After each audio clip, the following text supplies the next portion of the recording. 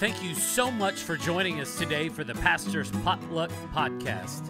Here on the Pastor's Potluck, it's similar to a normal potluck where you might get something that you want and there may be something that you just want to pass up altogether. And that's okay. There's something here for everybody. Our goal here is to encourage you and maybe in the process entertain you. If you're ready, let's dig in.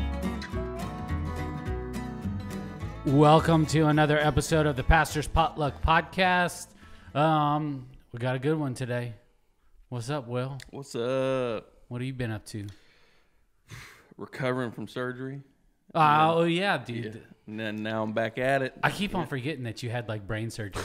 Yeah. It's kind of weird to think about. Like, people were inside touching my brain.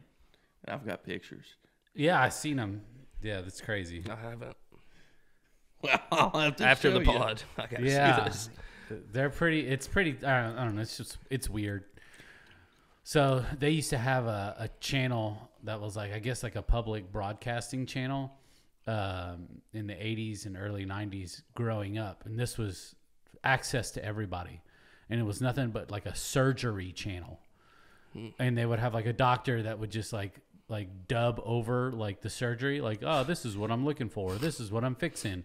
And it would be all kind of random body parts and like, you know, like knee replacements, or they never did anything like an amputation or anything like that. But I don't know whatever happened to it, but we would, like, me and my brother Jason used to watch that and just be like, wow, this is insane that this is on television.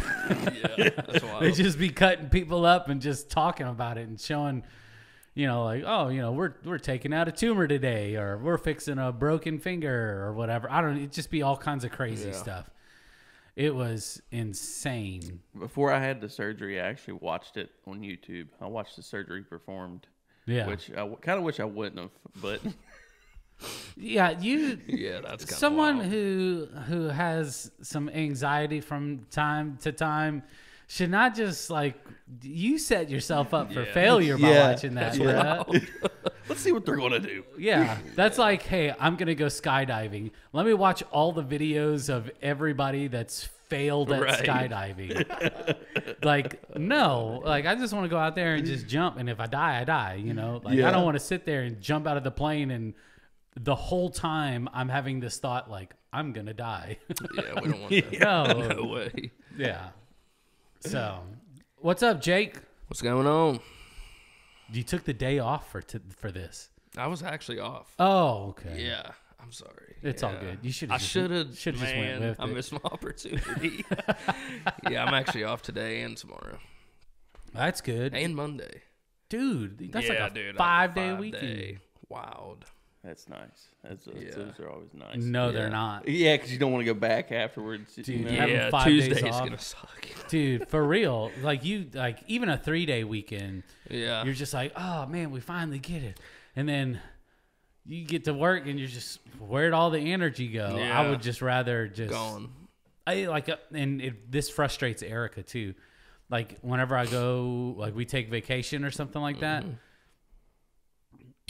it takes an act of God for me to commit to it, because I know that as soon as I get back, it's going to take me forever to get back in that groove. Yeah. At least 2 days, you know, to Yeah. get back into work, and I'd rather just be productive and just enjoy my 2 days off, you know, just Friday, for sure. Saturday, and just be done with it, you know, because we consider Sunday a work day. So Yeah. even though it's not technically a work day, Right. but we're still working. It's a busy day. It's a busy day. Yeah. It's a ministry day. Yeah. Which those are crazy days. Like, you just, I can't explain it to people who've never like volunteered or done anything or served in any capacity. But like Sundays, man, like whenever you get done with second service and then you're headed home for lunch or whatever, you're just, I'm just tired. Like, You're I'm in limbo. zapped. Yeah. Like, I take a nap and Every Sunday, nap. You know, I get home about 2 o'clock because, you know, you got to go Texas Roadhouse afterwards. no, bro, that's a waste of money. Dude. We eat just and go home and sleep. eat sandwiches, bro. We saving Yeah, money. we're like, you know what? We're going to bed. We can't be eating steak before that. No, You know what I'm saying? no, dude. You know, a good steak nap. You know, that's Yeah. good. Dude, No. I'm not a good napper, dude. I'll sleep for 4 hours. Oh, I know. Like, I'm the same way. And I then- consider that a nap. Yeah. Dude, I cannot nap. I'm not a good. I consider that a nap. Yeah. Yeah, that's a sleep for me, dude. Yeah. Yeah, because like I feel because I'm such a deep sleeper too. Like I like if I try to take a nap and I only sleep for 30 minutes, I wake up like somebody just like punched me square in the too. nose. Like I'm just it takes me another 30 minutes just to like too. feel some kind of normalcy. Yeah. Like it's Me too. I just can't do it. How long do you think that nap was that Jesus took on the boat? Long enough. Yeah, like it was probably the I like that perfect answer. nap, right? Yeah, with Jesus, everything is perfect. Yeah. Right? Yeah. It wasn't 4 hours, I bet. No, That's a sleep. that's asleep. That's a Jake nap. Yeah. Yeah. That's why they haven't written a book about you. Exactly. They wrote a book about Yeah. Jesus, though. Right. He took perfect naps. Right. Oh, man. I'm sorry, Jesus. No, he's probably laughing too. Well, we want to get to know Jake a little bit. Tell us who you are, Jake. All right. I don't know how to get into Yeah, that, that's but fine, yeah, tell us who you are, like your connection with a certain individual on our staff here. Okay. Yeah. And then we'll get into some deeper questions for Okay. you. So, Yeah. My name's Jake. Hi, Jake. Big Jake Tucker. Scott will like that. He will. Scotty B. Yeah, so big Scotty B. Scotty B. So my wife is currently interning at the church alongside Will. Yep. What's her name? Her name's Aaliyah. Yeah, we just gotta make sure we gotta Yeah, clear that up. right, 'Cause yeah. we have other ladies here. Yeah, absolutely. Yeah, Aaliyah. You don't want to get in a fight with Paul. Ooh. No, dude. No. Paul talks about fighting too much I know. anyways. Like, dude, how many gas station fights have you been in, bro? Oh, man. Yeah. But yeah, Paul was in blood sport. Paul's a tank, dude. Yeah, yeah, he is. I've been hearing, like, his softball stories, and I'm like, Yeah, he wanted to fight another pastor on staff. he's just out here. You know what I mean? Love the guy. Yeah, yeah. I'm always on his good side. Yeah, for sure. Shout out Paul. Yeah.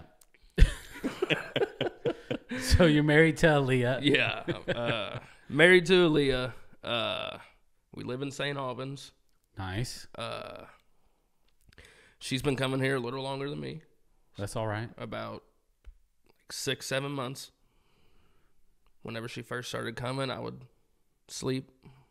Yeah, So, sounds about right. yeah, you know, just let the girlfriend at the time and kids go to church, and I'll just sleep.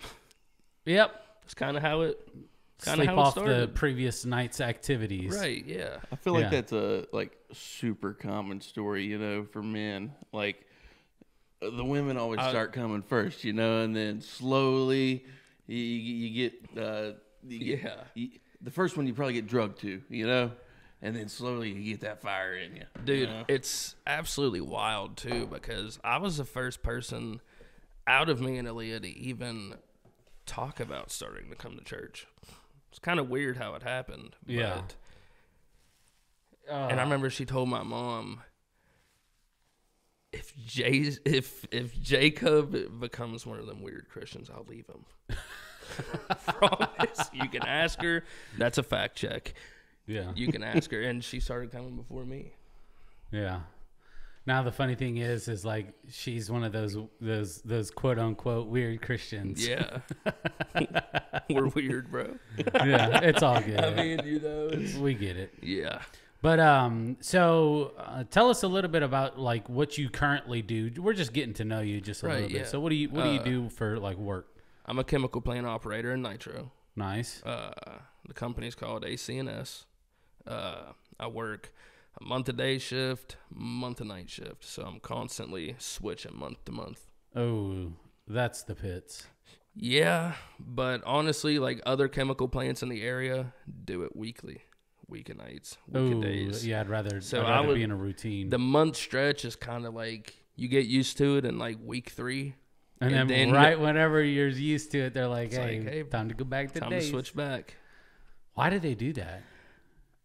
I don't know if it's to kind of just like keep it different. Maybe keep people from getting so burnt out. I don't know. Well, you're still doing the same thing. It don't matter what time of day it is. Yeah, I mean, yeah, that's true. Day shift is a little more rigorous because there isn't any like office people in on nights. So it's a little more chilled back, and gotcha. You know, most of the guys there prefer night shift. Yeah. I like day shift just because like on my days off, I'm a normal person. Yeah, you know, I'm not like hang out with the wife I get to and hang out with kids the and family. stuff. Yeah, well, that's cool, man. So your wife started coming to church just for a little bit before you did. I want to talk through this moment because, I mean, we kind of mentioned it a little bit, you know, the previous night's shenanigans that you were getting into. Yeah. Were you like an alcoholic, drug addict? Like, what was like your story before coming to Jesus? So it's kind of weird too because I got sober in 2018. Yeah. And I didn't even know Jesus. Like I knew like a little bit about him, but actually knowing that relationship was not even there. Yeah. Like I always believed in God. I did, but I wasn't worried about consequences. Yeah, yeah. You know, like it was just like, man, I know about him. I don't really fear him. And so I get sober in 2018, and it's still another 3 years of being sober before I even come to follow Christ. Yeah. So it's, I mean, and me and Aaliyah, you know, we had our kids without being a follower of Christ. And so we did a lot of living outside of God's will. Yeah. We had a family, you know, and it's like, so 2021 is when I remember Scott emailed me about getting coffee. It was like April 21st, 2021. That's weird that you know that date. Yeah. Aaliyah started coming. Remember that? This day that this random other man reached out to me for coffee. We never went. we never did have that coffee. But Aaliyah had been coming since I think like November 2020, maybe October. I know Ava was still little. Yeah. So yeah, as far as like the alcoholic and drug side of things, I was sober for 3 years before I actually even started coming to church or anything. Yeah. So I don't know, and it's kind of weird because most of the other stories you hear of people, it's just like, I was an alcoholic, I was a drug addict, and then I met Jesus, and then I got off of it. Right. Like, because that was for me, because I remember like there was this like really pivotal moment where like I knew that I was pushing my luck because you know I'm drinking and driving, I'm doing all this stupid stuff, and I had this moment where I had this realization that I had literally 1 foot in the casket, 1 foot on a banana peel. Yeah. Like, and just one false move, and that foot that's on the banana peel is slipping, and I'm in the casket. Like, and I was like, okay, like I gotta kick this, because I knew I grew up in church, and so I knew about Jesus. And so this whole time that I'm doing all this stuff, I'm sitting there going, man, if I die, I'm going to hell. Like, I knew that, but I would still do that like every single night. But I'd have these internal conversations with myself. Maybe not every night, but like at least multiple times a week. And I'm going, well, I'm just so addicted. I can't tell myself no. But then like it got to a point to where like I really sat down and thought about stuff. Erica was pregnant with Nolan. Mm-hmm. and actually Erica was pregnant or just had Luke, and I'm sitting there going, all right, I got to quit drinking. I was off drugs before Erica and I got together, but I just like, I got to quit drinking. Like, I'm just drinking. I'm just, that's all I'm doing. Like, I'm just doing all this stuff. And Erica started going to church, and well, we decided that we were going to go together, but she would go. I went the first time, and it was, just like, I just don't want to be here. Yeah. Like, nothing. I just don't remember anything from that service or anything. And then she would go a couple of weeks, and because I'm trying to stop drinking and all this other stuff, but I'm still not drinking as much, but like I'm still doing it. And so Saturday night, like, all right, yeah, I'm gonna go to church. Well, don't stay up too late. Don't do that. And then we just finally had this really good conversation, and then a week before my birthday, April 7th. It was whenever I said, man, if I can go a week without drinking all the way up until my birthday, like, I could kick this for good. And that's what I did. And, that's awesome. And then through that whole time, like coming down through all the withdrawals and everything else like that, I saw my church attendance start to go up. And it was just like, kind of like this slow, gradual thing. Because, like, I was still going, and I was starting to enjoy it a little bit, but I wasn't taking it as serious. And so it was just like, it was literally, there's this movie from the 90s called What About Bob? And the therapist in there, and he's just like, you just got to take baby steps. Got to take baby steps. And so Bill Murray's, like, leaving there, and he's just, like, taking, like, these tiny steps. He's like, baby steps. So, yeah. It was, yeah. You made me think I really like that analogy with the banana peel. Yeah. Yeah, that was good. Yeah, Y'all never heard that before? No, I have No, not but I heard like that. it. I've been there. Yeah, I mean, I'm thinking of how many nights I spent out of my mind going, Lord, if you get me through this, I'm changing my ways. I'm going to church. I'm going to be the best Christian there is. And then I'd turn around and be like, oh, I got through it. I'm all right. I'm not gonna. yeah. And then just not do it. Not fulfill my promise to the Lord. Yeah. Dude, Yeah. there was- Many times like that. It was just like, gosh, oh, man, I can't believe I did all that stuff last night. But it's like the old woman in the Croods. She's like, every time something bad happens, she pops out of the rubble whenever the rocks fall in the family. She's like, I'm still alive. Yeah.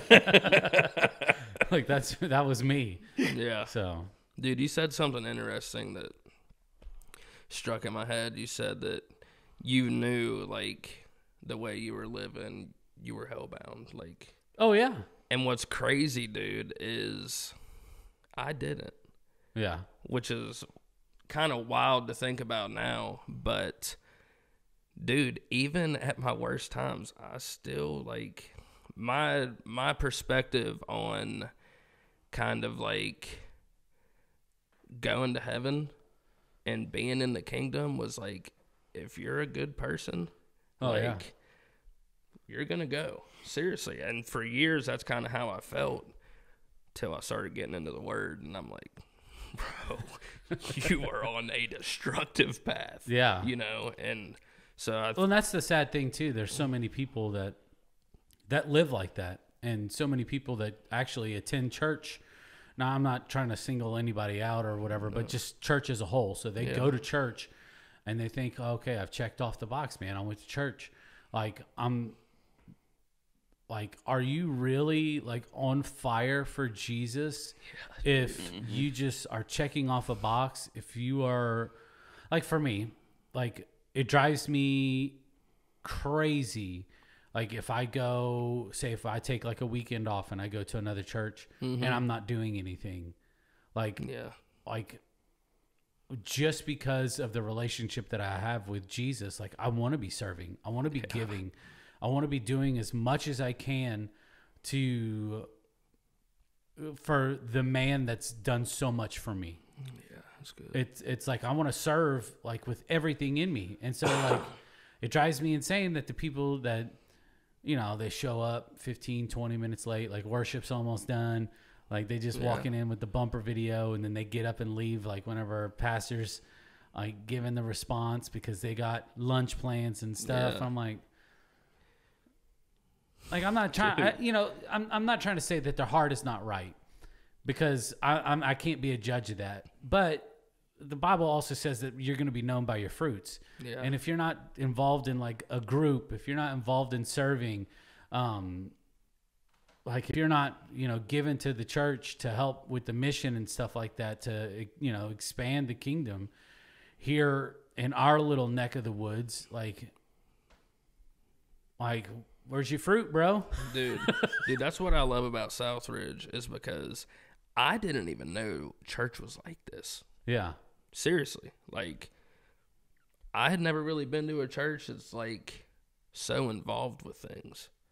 Like with the kids, with the youth, with mission, with all this stuff. Like, dude, I just thought you come to church on Sunday, you act pretty good throughout the week. Yeah.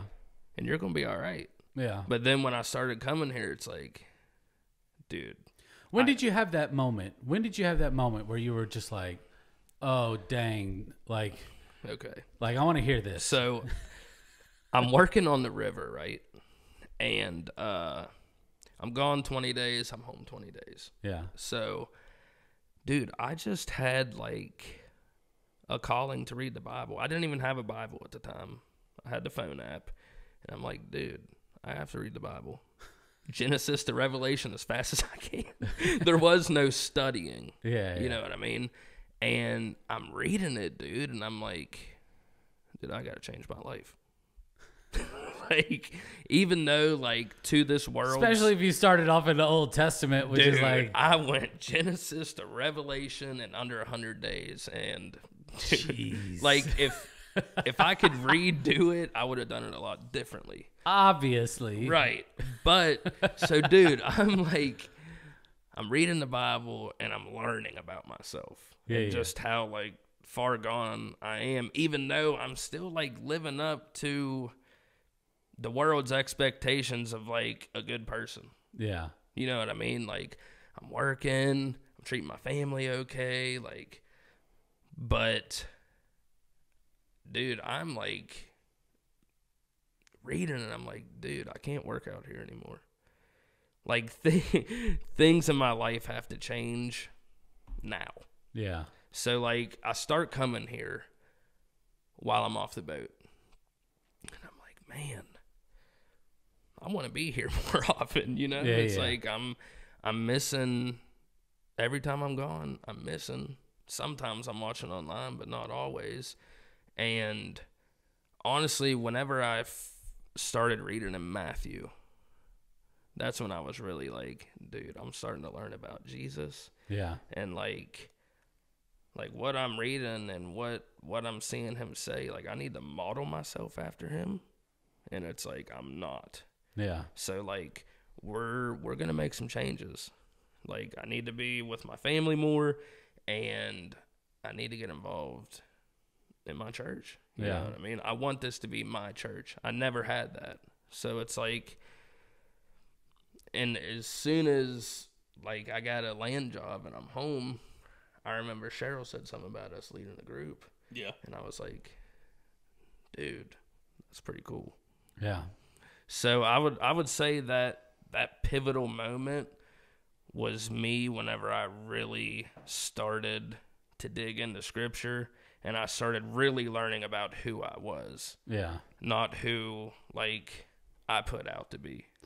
Yeah, I would never, like, say, like, if I could go back and change it, because obviously whenever you were obedient with, like, this kind of nudging, like, okay, I need to start reading the Bible. I need to start doing it. And, you know, in hindsight, looking back on it, you blew through dude. So fast. I mean, there's some people that don't even read the Bible in their whole lifetime. Dude.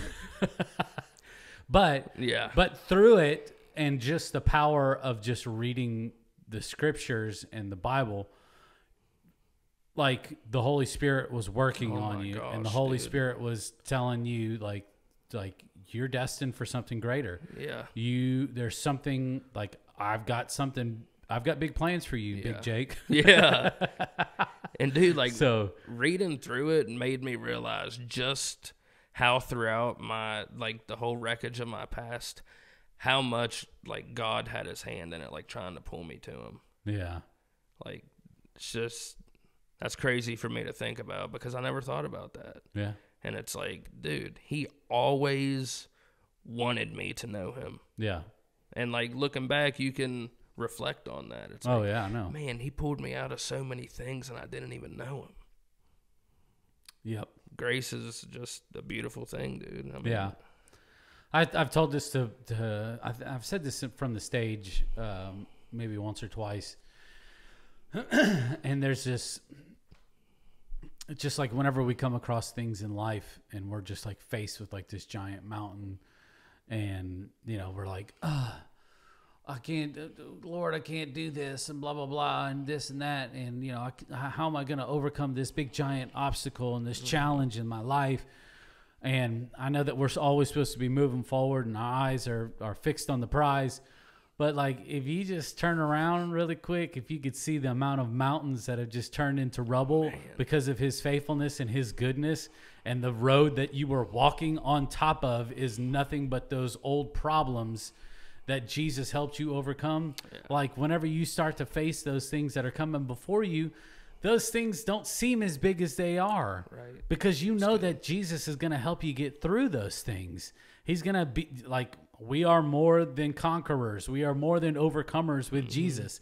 And it's just like, anytime something pops up, we're just like, I can't believe this, you know, like, but we always tend to forget about like his faithfulness and his goodness. And like sometimes you do have to turn around just to be reminded. He's just like, okay, like, and people laugh at me whenever I say things like this, but it's like, and Scott is a big proponent of this, is just writing down your prayers and just journaling it. Just, hey, like, and it's going to take your prayer life to a different level. And the reason that I say this is because we all tend to follow this trend. Dear Heavenly Father, thank you for this day. Thank you for this. I got this going on. Blah, blah, blah, blah, blah. In Jesus' name, amen. You're talking like a minute, maybe 2 minute long prayer. Yeah. But if you start to write this down and then you have a chronicle of the things that you were praying for a year ago, you can go back and look at those things and you're like, oh, dude, I did. Now that like these prayers have been answered, like I could see how God's hand was already on this before I was even, like before that prayer was even answered. Like that's now cool. Looking back on it, because looking back on it, yes, you shouldn't have read the Bible in less than 100 days. Right. But looking back on it now, you're like, but I could see how the Holy Spirit was working in my life through it. Yeah. For sure. And so just writing down those things, so like whenever we're like coming across whatever, it's just like we can see God's goodness and God's faithfulness. And I guarantee you, your prayer life will change if you go back a year, just every single day. Just go back just the previous year. Yeah. Just, okay, July, what is it? July 4th, Independence Day. Wow, yeah. I almost forgot what day it was. But just going back, say if I was journaling a year ago, I can go back July 4th, 2023, and just be like, man, I just read through it, just see like, you know, oh, these are the things I was praying for, and God like worked it, worked it out. And then what a great way to like start off your prayer with Jesus. It's just like, dude, thank you. Straight gratitude. I was like struggling with this. I was struggling with this, and I remember the heartache. I remember the tension that I felt, and the wall that I was up against, and looking back on it now, God, you were so good. You were so faithful. You have always kept your word. You've always kept your promises. You gave me the wisdom to be able to navigate this. You gave me the strength to be able to persevere and push forward. And I thank you for that, Lord. And then whatever you got coming up, you're just like, well, I am going to tell you about these things, but I know that you're going to help me out. I know you're going to do it. Like you're going to help me. You're going to help me out with this situation. And so I can't wait to look back on this, and I can't wait to celebrate like what you've done. Like your prayer life changes. Dude, your prayer life changes. It really does. I mean, just got the gears turning, That's good, right? dude. That's They good. got and it's funny because like Scott and I had a conversation about this. Maybe he just got back from like his trip to California and he spelled all this stuff out. And I'm going, dude, I can't wait till I can look back on this stuff for like a year, like what I'm writing down, like what I'm doing right now, like I already know it's changing because I'm already like looking back from just a couple of weeks and I'm going, oh dang, Lord, Right. I'm going to buy a notebook after this. But that's what I'm saying. Like you You can know go to what, Walmart dude? and buy like a stack of 10 notebooks, bro. Yeah. Like those just Yeah. the college, just it's like 90 pages and just write the date on it. You know, just you can put 3 months worth of stuff because all you have to do is just write it down in one page. Even you can probably fit like 2 or maybe 3 on a single page. But then just write the dates on it. Just the day you start, and whenever you get to the end, put the date back on it. I could see it being super helpful in just, formulating your prayer too, because like me, when I'm trying to like get my thoughts together, writing is a great way for me to do that. Yeah. Just like to get it down on paper and to see it and to kind of think through it, and you're kind of thinking through it with God as you're writing it, and you're having that conversation. Yeah. Handwrite it. Yeah. Like don't type it out. Take the time to handwrite it because it's a slower process than it is typing. And it's something about that connection, making that muscle. You're moving your muscles. Yeah. You're using your brain. You're getting everything involved. Yeah. It's deeper. Yeah. Than just. Well, I mean, think about when's the last time you got a handwritten letter? It's been a while. But whenever you do, think, oh man, this is special. It hits different for sure. Yeah. It's because somebody took the time to talk to me. Yeah. Do you not think that that's the way that Jesus feels? Wow, somebody took the time to talk to me, to write this out and talk to me instead of, okay, I've just I got done reading my Bible. Lord, thank you for this day. Thank you for blah, blah, blah, blah, blah. And then it's your auto-generated voicemail almost, It's the same thing over and over again. Lord, I got these things, thank you for my blessings, blah, blah, blah. I got this, blah, in Jesus' name, amen. But if you take the time to write that out, you're going to think really long and hard about what you want to say. Yeah. That's Yeah. good, dude.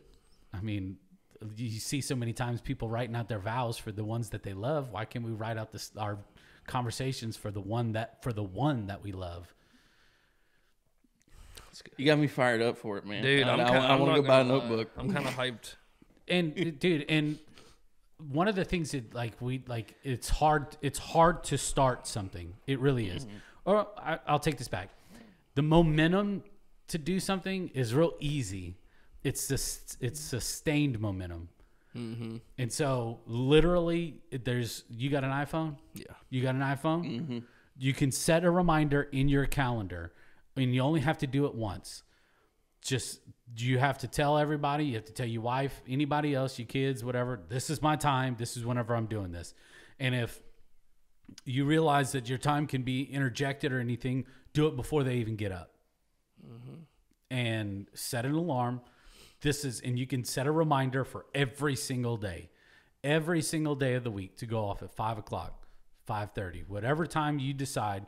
And then you just don't take no for an answer because this is my time with Jesus. This is my time to connect, to read, to write out my prayers, to spend some time in worship. So I know that my kids are not going to come up and be like, what's for breakfast? You're like, the same crap you've been eating for the last 3 years. Right. Figure it out. Yeah. We got cereal and more cereal. Throw an Eggo in the toaster. Yeah, for real. That's Make right. some toast. I don't care. Whatever you got to do. Yeah. But anyways, all right, get back on topic. So what were did you come across any challenges whenever you were all right, I'm starting to take this thing seriously? Did you have any kind of internal pushback or was it just talk through some of those things that you were. So one of the first things that I felt was not good enough. I mean, for real. That was one of the first things I felt dude. How old were you?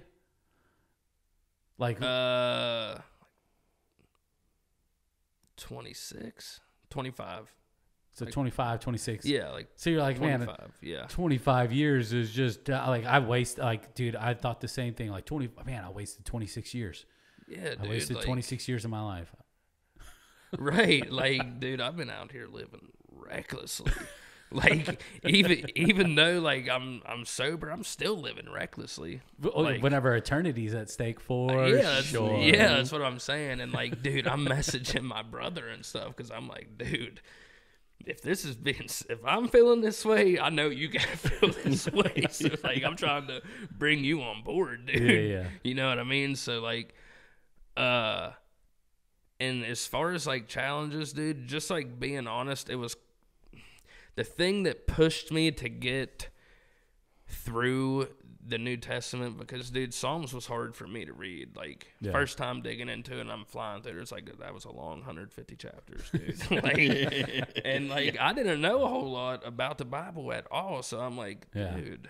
And then you get to, like, another book of the Bible, and it's just, like, one chapter, and you're like, bro, take some of Psalms and put it in there, That's bro. what I'm saying. Like, I think it was after like chapter 40. I'm like skipping ahead. I'm like, when does this end? Dude, 40 more pages. Okay. Yeah. But, dude, I really wanted to learn about Jesus. That's what kept me really going through the Old Testament. And I could feel like I knew that some changes was going to have to happen that, you know, just like my flesh didn't want to happen. And dude, like the devil was on me. Oh yeah. Bad. And I just remember thinking like, if I go to make this change, and obviously like a lot of this change is going to be internal, you know, like I can speak about the blessings that we've had, like materialism and stuff, but that's not even what like I changed internally, the way I think, the way I feel, the way I treat people. Yeah. And it's like, dude, I'm probably going to lose some friends. I'm probably not going to be as close to some family members that I've been close to forever because my relationship with Jesus is obviously going to have to be bigger than my relationship with my mom, my brother, my girlfriend. Yeah. So it's like, and I was kind of, I don't know, I guess kind of worried about that because I'm like, man, I don't want that to happen. But in the same term, it's like, this has to happen. Yeah. So that was a pretty big challenge, just knowing like in advance that things are going to be a little different and changes are going to have to happen. And at some point, it might not be immediate. I'm going to be okay with it. Yeah. And now, like, it's like, man, I love my brother to death. He was my best friend for years. And it's like, it's just a little different now. Mm-hmm. You know, like, we don't have the same common interest. We don't talk about the same things. Yeah. And it's like, I still love him. I probably love him more now that, like, yeah. Because you learn how to love differently whenever you know Jesus. Oh, I know. You know, so it's like the love you have for people is just, it's different now. Mm-hmm. So, yeah, just reading through and, like, another big challenge was, like, reflecting on, I guess, kind of who you are as a person. And it's like, man, I don't know if I can change. Like, I'm so deeply rooted, like, at 25, 26 years. It's like, dude, this is kind of who I am. Like, am I even going to be able to change? I'm not, but now I know a guy that can make it happen. Yeah. So it's like, I guess, like, the biggest challenge for me would just be probably just trusting in the process. Yeah. Did you have like any mentors or like besides Jesus, obviously, but like, right. You know, some people that you were kind of like looking up to, kind of like, I mean, I know I would probably guess that, you know, you and Scott have had like some really good conversations and things of that nature. But yeah. As far as like, I don't know, man. Like when I first started like following Christ, I had like a yearning to want to be around people that, like, I mean, like Scott or like you or like people that I'm seeing at church. I'm like, man, dude, like, I kind of want to be like them as far as like where they're at in their journey. Skinny? You know, yeah, that would be a good one. Sorry. Dude, Sorry. this guy's Sorry. But no, it's like I'll gladly swap, bro, because I get too cold in the winter. you got that problem, Will? No. Dude, I'm always hot. We got window units, so my ACs are pretty much always running. I feel that. But yeah, as far as like, I don't know, man. The one thing that I noticed though was while I was in the beginning journey, I realized that like most of the people I was around were not. And like I wasn't judging them or anything, but it was like, man, dude, I just kind of want to be around people that kind of have that same goal in mind. And I wasn't. That's so good. You know, it's so important to surround yourself with people that have like you said, the same goals, the same kind of like aspirations, you know. Like, did you ever come across anything like that, Will, where you were like, man, there's this point in life where like I know that all my old running mates, like, they just don't want the same things as I do anymore. It's like things have changed. Yeah, 100%. I'm actually sitting here thinking, you talking about your brother, man, like it's the same way with my sister, you know. She believes in Christ, but she's not a Christ follower. Yeah. And so we don't see each other much. We don't do things together much. Our lives are different paths. Yeah. And she texted me a week ago. She's like, why don't we hang out like we used to? And I was like, I don't know. You know, you got to put the effort in. But it's like, you know, if you were coming to church doing the things that I was doing, we'd cross paths a lot more. We would see each other more. Like, I've definitely experienced that, you know, through a lot of people in my life. One of my best friends, I don't really talk to him as much anymore just because, you know, our minds work on two different wavelengths. Yeah. And it's just. Yeah, I had to cut complete ties with like my absolute best friend. Like, if I saw him today, I would still love him unconditionally, like, just because we had done and gone through and been through so much. And, you know, we actually lived together in this big house for a while.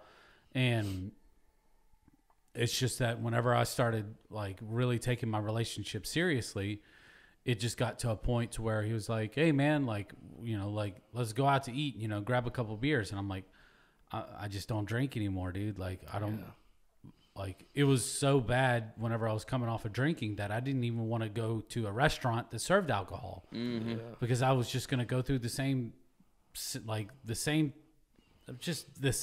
that I was doing before, because I'm a creature of habit. Like, I like to wake up at the same time every day. I like to go to bed at the same time every day. I like to eat ice cream before I go to sleep. I like to, you know, my days are so, like, it's stupid how regimented they are. But I know that whenever Jesus was like doing everything in my life, like all of that was just being like fixed and moved around. Yeah. And so like I'm already freaking out already because I guess that's just like a trait of my ADHD. And so just taking something or putting myself in a situation that used to be part of a regiment. If I were to go out to eat, then I would order this, this, and this. And then whenever I got done eating, I'd have this after I was done. Like, I just didn't want to chance it. And he didn't understand that. He's just like, man, I just can't believe that you just, you know, you giving up on all this. And I'm just like, bruh, I didn't give up on anything. Like, if anything, like, I just started living for the first time in life. Dude, that's good. Like, like I didn't give up drinking. Like, I gave in to Jesus. Like that's just what it was. And like, so if I saw him today, like, maybe things would be different, but you know, like, it got to a point to where like he like changed his cell phone number because I'd blocked the old one. And you know, I just couldn't do it anymore. Like I just couldn't have these conversations about, women this and partying that and going to the club this and that. Yeah. And it just wasn't who I was. Like it sucked. Right. Like I still love that guy tremendously and I pray for him. And I hope that God gets a hold of his life and does something drastic in his life. But I just can't. I just couldn't do it. Like you talk about Jesus. Like he does. He changes things up. Like he puts things on your heart that you just like, man. I gotta cut it out. I gotta do it. I gotta give it up. But getting back onto what you were saying, it's like the more that I wanted to be around people who had the same goals, who were like minded, even though that we were in different points in our faith journey, it was better to be around people that had been following Jesus for 30, 40, 50 years and that I could just pick their brains. I'm just like, bro, what do I do? Yeah. Yep. You probably had to do it. You've been doing this for a while. Yeah. Like that's one of the reasons why I love old people so much. Like is because they've got so much wisdom and knowledge and like, hey, like, and they're just like, oh man, if you only knew like what Jesus has brought me through for these 50 years. And it's just one of those things, man. Just being around like-minded people. Yeah. It's important, dude. I mean, yeah. It's crucial actually. Yeah, it is. It's deeper than important. It's one of those things that it's like you can't just not unless you're like health, like you've got terrible health, right? You're watching online services and like you're bedridden or something like that, right? Yeah. But like you need to get up and be around people. You need to join a group. You need to show up on Sunday and get involved in fellowship's huge. Like it's a huge aspect for me. Like that's one of my favorite things on Sundays is like after service, I'm sitting there till 12:31 just talking to people, you know, seeing how they're doing, just chit-chatting it up. And the crazy thing is if you felt so good about it on Sunday, imagine what every other day of the week felt like. If you were hanging out with people who were like-minded. Yeah. I mean, because that's what we were called to do. Look at Jesus and his 12 disciples. Yeah. I mean, they were ribbing each other. They had to have been. I mean, you get 12 dudes in a room. I mean, they're always going to be ribbing each other. Yeah, but, for sure. But the encouragement that comes through that, just the friendships, the deep relationships that come through that, like I'm sure that they were like, I don't know. The Bible doesn't talk about stuff like this, but maybe they did something and they were like too afraid to talk to Jesus. And they're just like, dude, hey, like I just need help with this. Like, right. Yeah. Yep. Yeah. Yeah. Like, I'm sure it had to happen. I mean, as they were learning and then the dude that's been following Jesus maybe a little bit longer, he's just like, nah, bro, just go talk to him. Yeah. Like, it's okay. Yeah. know? Right. Yeah. That's what we're made for. That's what we're called to be, is be in fellowship with each other. And, people always take that verse, do not forsake the assembling of yourselves. You got to show up to church on Sunday. Like, that's great, but do it the rest of the week too. Yeah. Right. Yeah. Right. Assemble yourselves at a coffee shop and just like open up the Bible. Assemble yourselves in a group that meets in the midweek, or for our men's Bible study that, meets at like a restaurant, or whatever, and just gets up early at the butt crack of dawn and just gets after it. Yep. Sorry, that's a terrible analogy. I shouldn't have said butt crack of dawn, but it's what it is, though. I mean, it is. Yeah. It stinks. Yeah. That's good. All righty. Mystery meat time. He's super pumped up. So Jake's never listened to the episode. I just threw him under the bus. And I tried to explain it to him. So what it is. I'll explain it to everybody else because you're going to share this. I guarantee you're going to start listening too after today's conversation. I think I am too. Yeah. I saw it on your face. You're like, bro, what have I been missing out for the past 140 something episodes? Right. All right. So Mystery Meat, what this is it's a whole bunch of random questions, and it's just like the Mystery Meat at a potluck. Sometimes you get a scoop of good. Sometimes you get a scoop of not so good. I know you were about to do it. Do it. Just go ahead and get it over with, Will. Dude, please say it. No, you can't. Oh, okay. I think they say a cuss word in it, right? Yeah. Yeah. It's all good. All right. Dude, hold on. Okay, so I'm peeking here. Why is there so many words on that one? They're all, dude, there's not that words. Oh, Just, okay. You're good. All right, let's go. If you could swap lives with a cartoon character for a day, who would it be and what would you do? Dude, what a question. What a question. Dude. Roadrunner, dude. Roadrunner. He's never around. The whole cartoon is based off of Wile E. Coyote. Dude. I know. But you're going so fast. Dude, Will wants to be isolated. He's just going so fast you can't see him. No, it's a cartoon about by the coyote, dude, about how he keeps on messing up. All Roadrunner does is run, eat bird seed, and then he's gone. Dude. That's all you're going to do is run and eat bird seed?